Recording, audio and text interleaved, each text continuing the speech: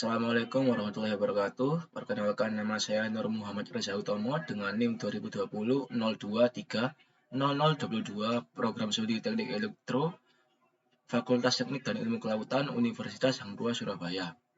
Pada kali ini saya akan membuat video tentang penerapan JST Backpropagation Model untuk identifikasi kematangan buah belimbing dengan menggunakan sensor TCS 3200 atau sensor warna.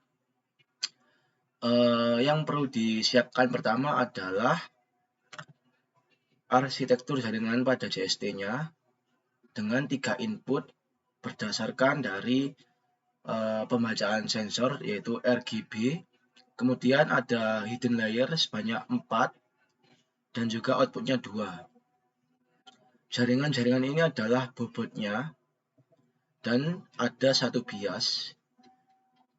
Dari input ke hidden layer ada beberapa jaringan dengan tiap-tiap node-nya ada 4 jaringan.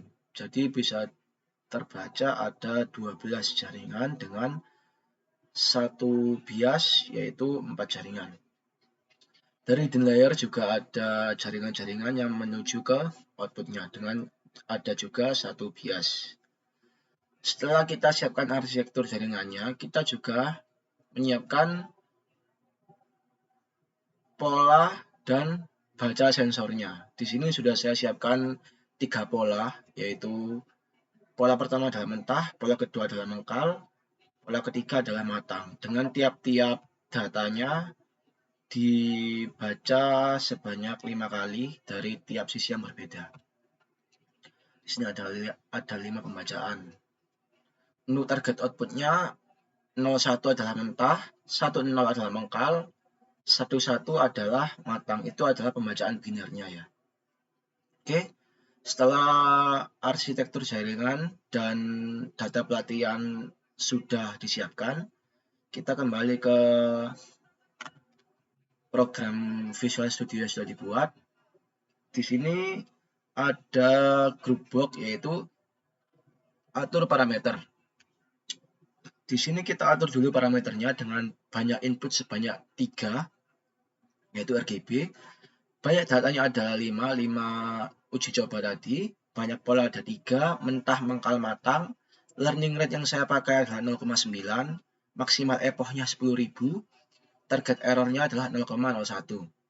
Kemudian masuk ke atur arsitektur jaringannya tadi, yang ini. Nah, ini dengan neuron input sebanyak 3,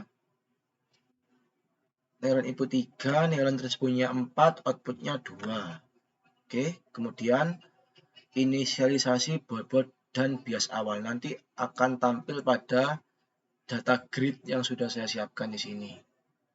Ada bobot bias lapisan input ke tersembunyi, ada lapisan tersembunyi ke output. Di sini kita pakai yang acak ya, karena kalau kita pakai konstan ini otomatis akan satu semua nilainya. Nah, seperti ini, satu semua nilainya. Ini yang sudah saya sebutkan di awal, ada WIT 11, 12. Nah, seperti ini nilainya, dan bobotnya juga satu semua. Nih, bobotnya satu semua. Oke, di sini kita atau disarankan untuk acak. Kita klik lagi buttonnya. Nah, di sini akan tampil nilai seperti ini. Nah, tidak konstan ya. Nah, seperti ini. Ketika bobot dan bias awal sudah terisi, kita masuk ke proses pelatihan JST-nya. Kita ambil data pelatihan yang sesuai baca sensor tadi. Sudah saya siapkan file txt-nya di sini.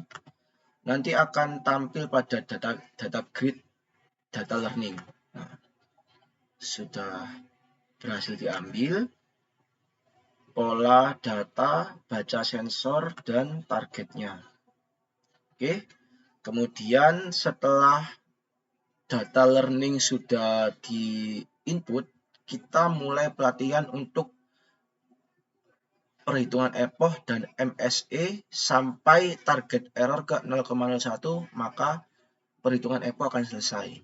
Di sini kita coba mulai pelatihan. Oke.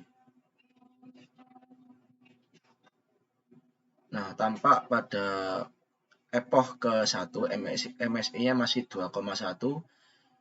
Ini akan terus menghitung sampai targetnya 0,01.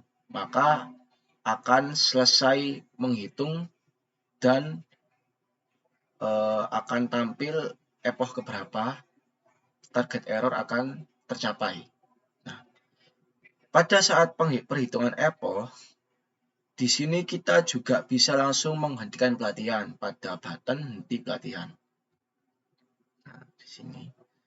Oke, pada epoch ke-7, MSE-nya masih 1,9 dan masih jauh dari target error yang 0,01. Sebelum saya mengambil video, saya sudah menyiapkan perhitungan epochnya, ada di laporan saya. Nah, di sini. Nah, perhitungan epoch akan selesai pada atau proses badan JST Big propagasi akan selesai pada epoch ke 735 dengan MSI-nya sudah 0,01 atau kurang dari 0,01. Nah, pada 735 kita sudah bisa memproses untuk prediksi atau identifikasi kematangan buah belimbing. Sudah. Ini sudah saya save juga, sudah saya simpan. Jadi di sini saya tinggal ambil saja, diambil bobot dan bias akhir. Nah, ini bobot fix. Oke. Nilai bobot dan bias berhasil diambil. Mungkin tidak akan tampak pada group box ini, tapi sudah tersimpan pada program. Nah, kita bisa coba untuk membaca pola pertama, pola mentah ya. Untuk pola 1 mentah, pola kedua mengkal, pola ketiga matang. Coba kita pola mentahnya data ke-1 dengan R0, G128, B0. Oke. Jadi kita coba ganti B-nya aja. Proses. Nah, hasilnya adalah mentah. Dengan Y output 1 kurang dari 0 dan juga Y output 2 nya juga 0 kurang dari lebih dari threshold. Nah, otomatis hasilnya mentah sesuai dengan pelatihan yang sudah dibuat.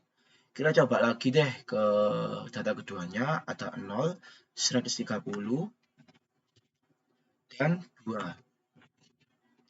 Proses. Nah, outputnya kurang dari threshold, output 2 lebih dari threshold.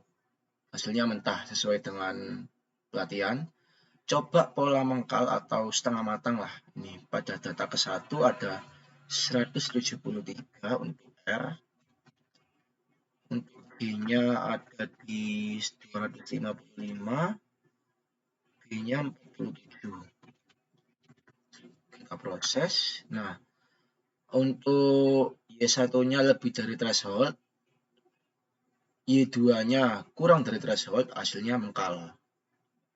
Target satunya lebih dari threshold, sesuai target. Nah, ini kurang dari threshold atau 0. Hasilnya mengkal. Kita coba di pola kedua sama seperti pola pertama tadi. Coba sampai data kedua saja untuk pemastian.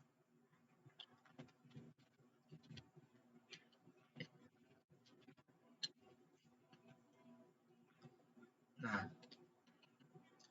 out 1 lebih dari threshold, targetnya 1. Ya, kalau lebih dari threshold itu targetnya 1 nilainya. Kalau kurang dari threshold nilainya 0. Sesuai target, maka terbaca mengkal. Untuk terakhir kita akan coba pola ketiga yaitu matang. Pola ketiga data ke-1 ada di 255 untuk R, 165 untuk B, dan 0 untuk B. masing-masing output lebih dari threshold atau bernilai 1, 1. Nah, hasilnya adalah matang. Untuk pemastiannya bisa ke data kedua sama di 255 68 nya 5. Masing-masing output lebih dari threshold atau sesuai target yaitu 1. Hasilnya matang. Oke, mungkin sekian video yang bisa saya buat. Kurang lebihnya mohon maaf. Terima kasih. Wassalamualaikum warahmatullahi wabarakatuh.